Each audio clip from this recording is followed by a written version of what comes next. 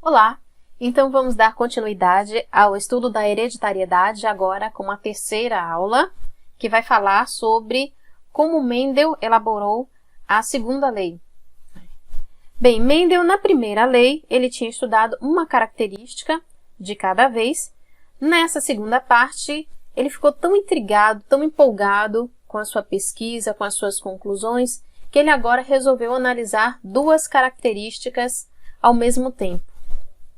E aí, após estudar as 7 características escolhidas, Mendel passou a estudar 2 pares de cada vez. É claro, continuou utilizando a ervilha como objeto de estudo e combinando características. Então, por exemplo, ele pesquisou sementes amarelas com uma superfície lisa, que eram características que ele sabia que era dominante, e cruzou com ervilhas que davam sementes verdes, mas a superfície rugosa, que ele sabia que eram características recessivas.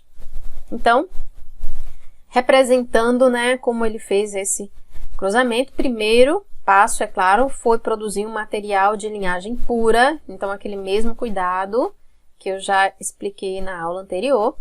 E aí, quando essa linhagem já estava pura, ele cruzou a geração P, geração parentais, por exemplo, plantas produtoras de sementes amarelas com a superfície lisa, e cruzou com plantas que produziam sementes verdes e tinha superfície da semente rugosa.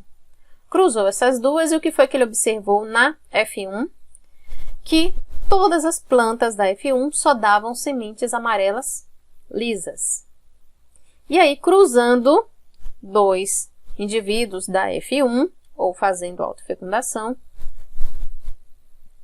o que foi que ele observou? Que na F2 haviam plantas que davam sementes amarelas lisas, apareceram também sementes amarelas rugosas, sementes verdes lisas e sementes verdes rugosas, certo? Ou seja, o que foi que ele observou com isso? Que todas as combinações eram possíveis. E o interessante é que a proporção era sempre essa, com as características dominantes, mais ou menos 56%, características dominante como a recessiva, 18%, recessiva, dominante, 18%, e totalmente recessiva, as duas características recessivas, aproximadamente 6%. Então, para a gente entender como ocorreu esse cruzamento, a gente vai usar aqui o que chamamos de quadrado de Punnett, que ele nos mostra, por exemplo, a planta da F1 que tinha o genótipo Vzão, Vzinho, Rzão, Rzinho, cruzando com outra planta do mesmo genótipo, ou seja, mesmos fatores, mesmos genes, Vzão, Vzinho, Rzão, Rzinho. O V está representando o que aí? A cor da semente, e o R, a textura da semente. Uma curiosidade, essas letras elas não são escolhidas de forma aleatória, é sempre utilizado a inicial da característica recessiva. Então, por exemplo, para a cor da semente, a característica recessiva não é verde, então é utilizada a letra V.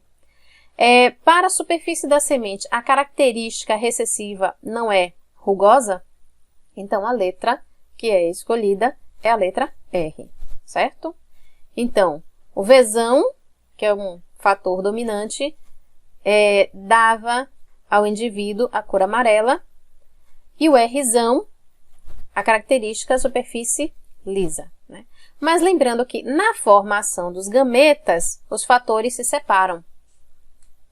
Vai sempre um fator de cada característica para cada gameta. Então, teremos aqui gametas que serão formados com o Vzão, Rzão, ou Vzão, Rzinho. Ou esse Vzinho com Rzão, ou esse Vzinho com Rzinho. A mesma coisa vai acontecer aqui na formação dos gametas da planta de cá. Então, o que vai acontecer quando esses óvulos daqui se encontrarem com os espermatozoides de cá? O resultado será esse daqui.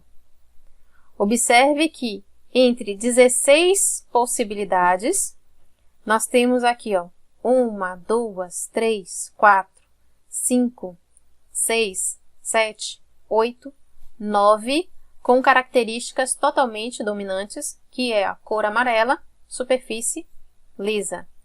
Para 1, 2, 3, com característica dominante e outra recessiva, que no caso é cor amarela, superfície rugosa. 1, 2, 3, característica recessiva verde, mais a superfície lisa, e entre as 16 possibilidades, apenas uma totalmente recessiva, que é a característica verde, superfície rugosa. Então, daí a gente vê a probabilidade de cada evento ocorrer, né? 9 para 16 para características totalmente dominantes, 3 para 16 para característica que uma seja dominante e outra recessiva, e 1 para 16 de características totalmente recessivas.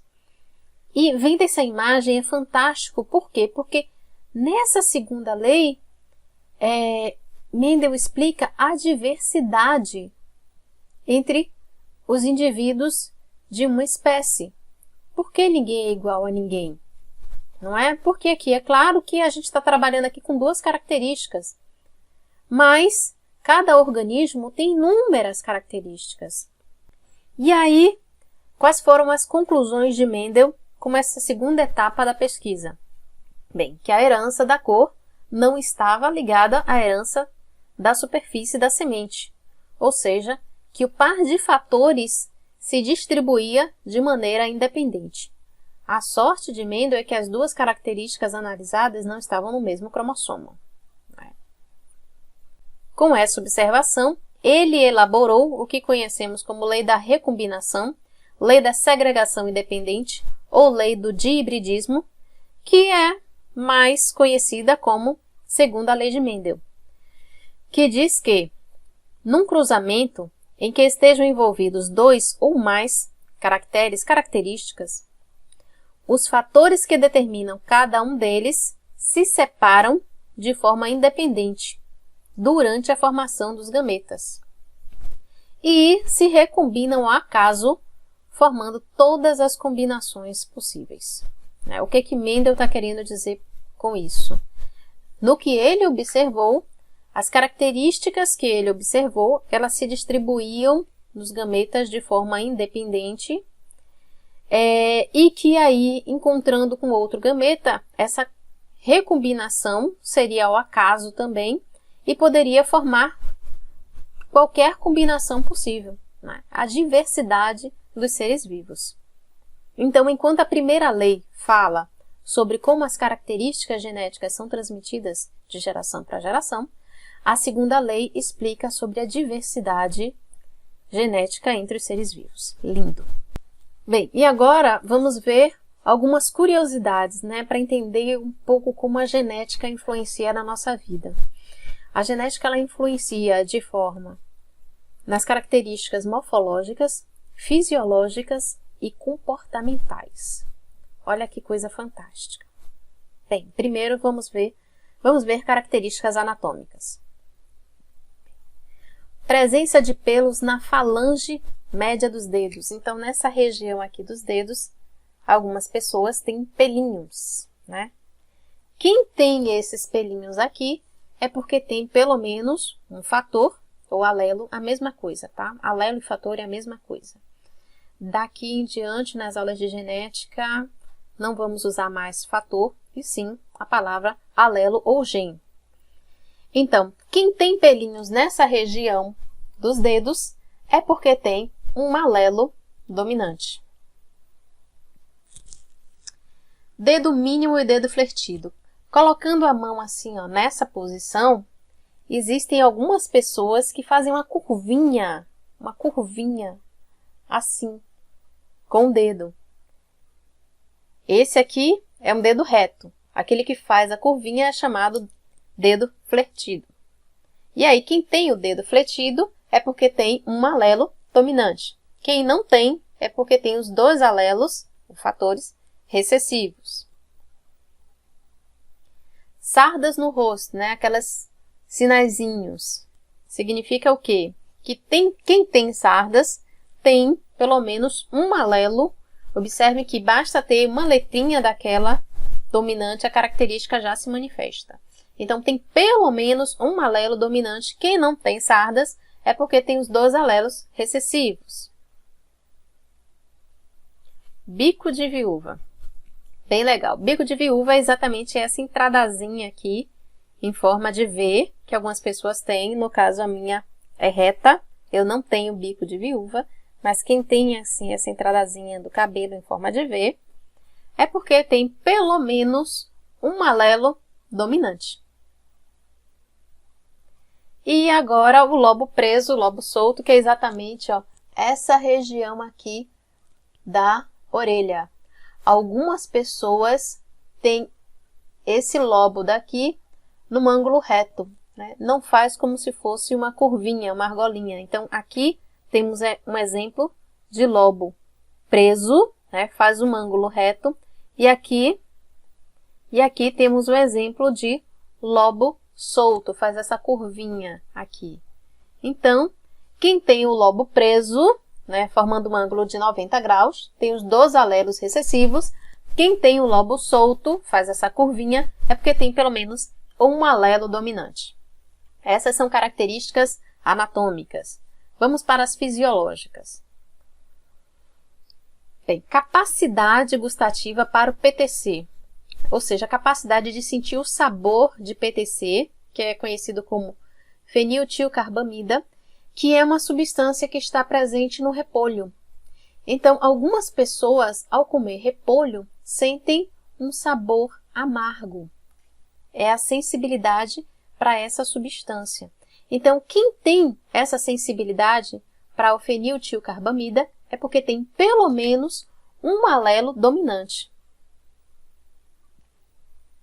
Dobrar a língua. Dobrar a língua é engraçado.